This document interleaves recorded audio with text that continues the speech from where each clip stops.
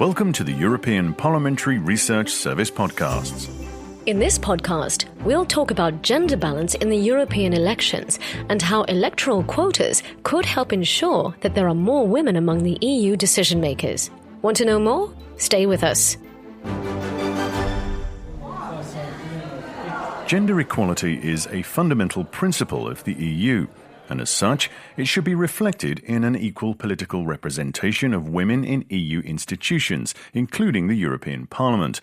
But achieving this is not so straightforward. No, it's not. Although there has been progress.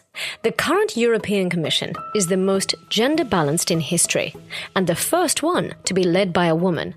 As for the European Parliament, it's one of the world's most gender-balanced representative assemblies. But there are still large disparities between EU countries. So while Finland and Sweden have more female than male MEPs, women make up less than a quarter of members from Romania, Cyprus and Greece.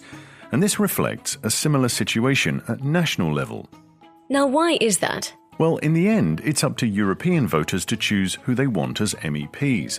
But European elections are based on the principle of proportional electoral representation, which means that voters most often vote for party lists. So if there are few women on the party lists or in difficult-to-get elected positions, there's not much voters can do about it. But what voters can't do, could gender quotas achieve? Gender quotas can be legislative, requiring by law that all parties nominate a certain proportion of women candidates on their electoral lists. Or voluntary, meaning that parties can establish quotas for their candidates' lists.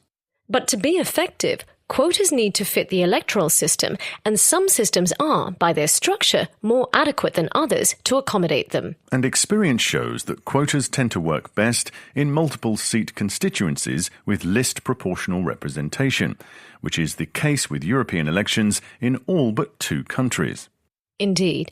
Now, constituency size and the type of lists, open or closed, also play a role. But what are the pros and cons of binding gender quotas? Well, when comparing progress in all EU countries, quotas appear to speed up progress significantly. But they're neither an indispensable nor a sufficient instrument for securing balanced political representation. Some countries, such as Sweden, Finland, the Netherlands, Denmark and Germany, are doing well without quotas, while others, which do have quotas, are still lagging behind. Here's Ionel Zamfir from the EPRS. Quotas are not without controversy. Their opponents argue that they skew political competition, violate basic principles of liberal democracy and discriminate against men. Supporters respond that they do address deep-rooted inequalities and injustice. More practical considerations against quotas refer to the risk of alienating the electorate with unpopular hand-picked candidates and the shortage of women politicians, which hasn't materialized anywhere thus far. Quota supporters, on the other hand, argue that they create fast change and advance gender equality against populist backlash.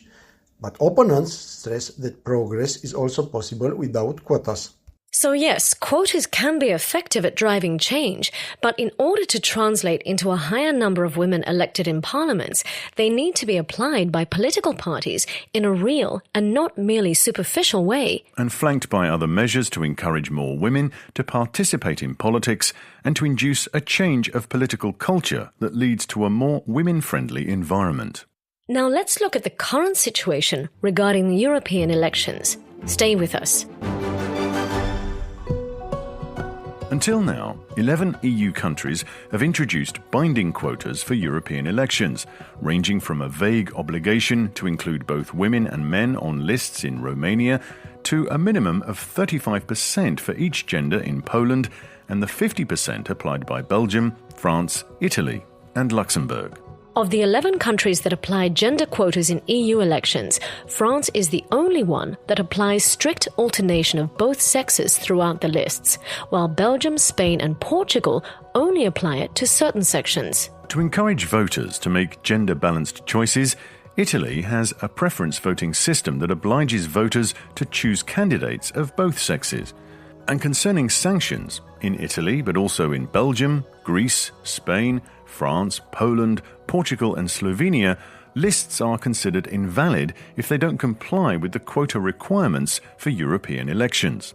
In countries where quotas remain voluntary, like Austria and Germany, among others, the institutional culture of political parties often plays a crucial role in promoting women politicians, for instance, by promoting internal gender quotas in their electoral lists. Now, as we said earlier, every EU country can decide how to best organise the election of its future members of the European Parliament, of course, subject to common European principles, and based on direct universal suffrage and proportional representation.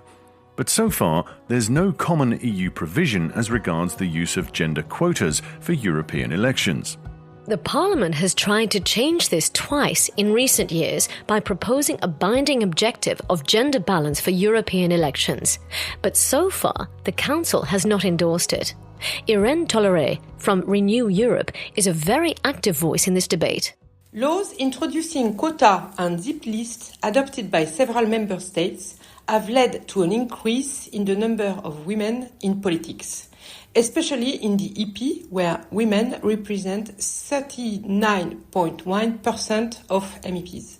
We have to exploit the momentum and introduce quotas in the reform of the EU electoral law. The European Parliament must be a role model for national institutions and lead the way to make parity a reality. Another avenue for encouraging more gender balance among the candidates for the European election is through EU rules on European political parties. So far, they do not include specific provisions on gender balance, but an ongoing proposal calls on them to be transparent on the matter.